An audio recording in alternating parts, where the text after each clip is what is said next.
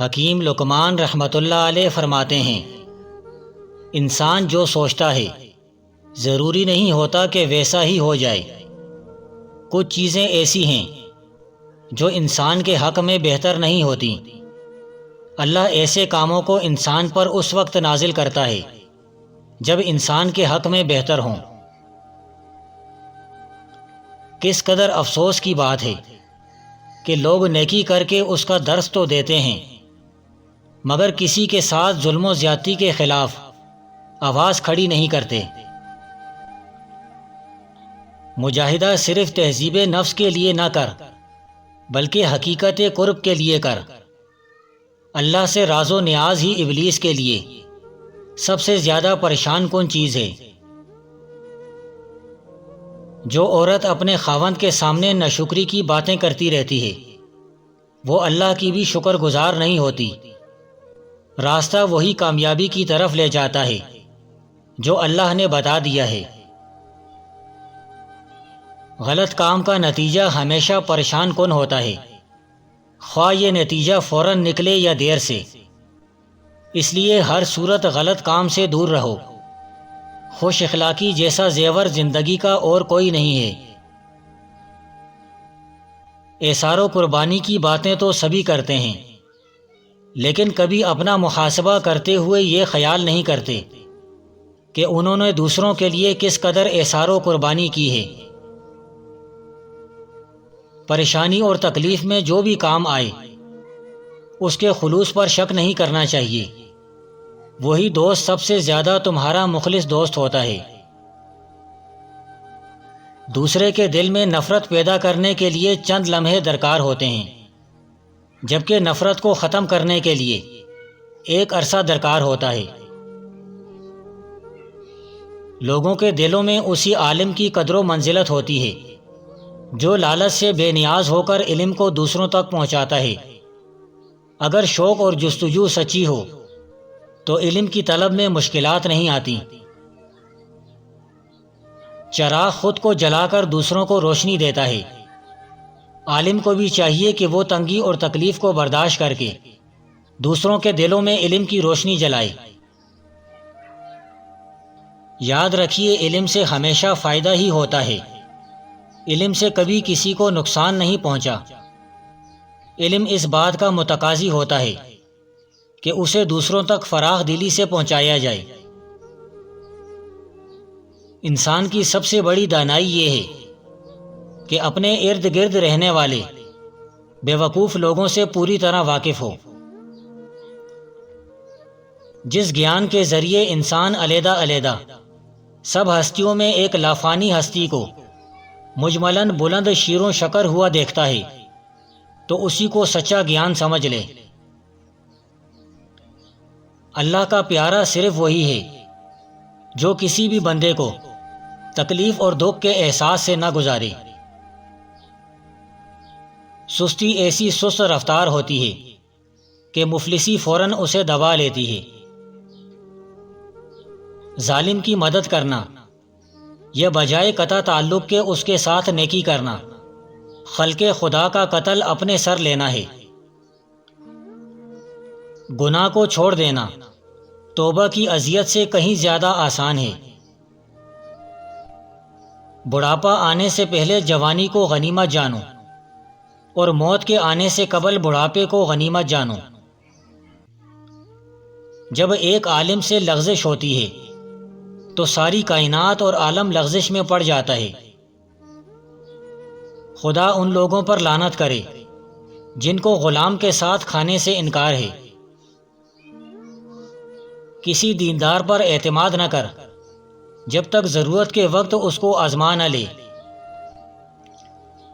جو انسان اللہ کے لیے مسجد تعمیر کرے گا، اللہ اس کے لیے جنت میں ایک گھر بنائے گا۔ جس بندے کا خود پر قابو نہیں، وہ کبھی زندگی میں کوئی کمال نہیں کر سکتا۔ خود پسند آدمی ہر وقت یہی چاہتا ہے کہ اپنا ذکر اچھے یا برے پیرائی میں کرتا جائے، لیکن باحیا آدمی کبھی اپنی نسبت گفتگو کرنا نہیں چاہتا۔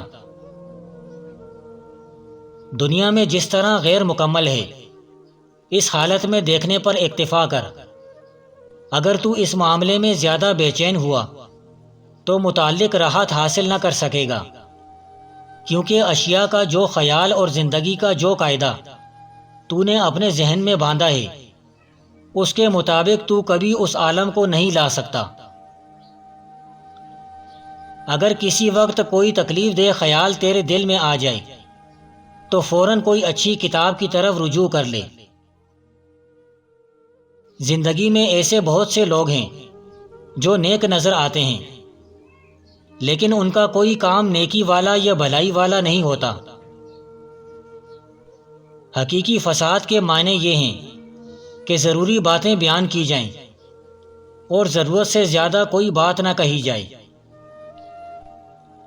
وفاداری کسی ثبوت کی محتاج نہیں ہوتی، وفاداری کی مہک خود اپنے آپ دکھائی دیتی ہے۔ دوست اور دشمن کی تمیز مصیبت کے وقت بخوبی طور پر ہو جاتی ہے۔ علمی زندگی معراج انسانیت ہے، اسی میں اللہ رب العزت کی قربت کا راز مضمر ہے۔ علم نبوی نوع انسانی کا زیور ہے۔ کسی سے مذاق یا ہنستے ہوئے اپنے حوصلے کو ہاتھ سے نہ جانے دو، ورنہ انسانیت کے رتبے سے نیچے گر جاؤ گے۔ کھجور، انار اور بڑی الائچی کھانے سے بوڑھی عورت بھی جوان ہو جائے گی۔ جو بندہ تمہاری نگاہوں سے تمہاری ضرورت نہیں سمجھتا، اس سے کچھ کہہ سن کر اپنے آپ کو شرمندہ نہ کرو۔ غلط جگہ پر اپنا مال و دولت یعنی نعمت خرچ کر کے نعمت کی ناشکری مت کرو۔ اگر میں تمہیں ساری دین دے دوں پھر بھی یہ تمہارے ایمان کے برابر نہیں ہو سکتی۔ قبر سے زیادہ ہولناک اور خوفناک کوئی جگہ نہیں۔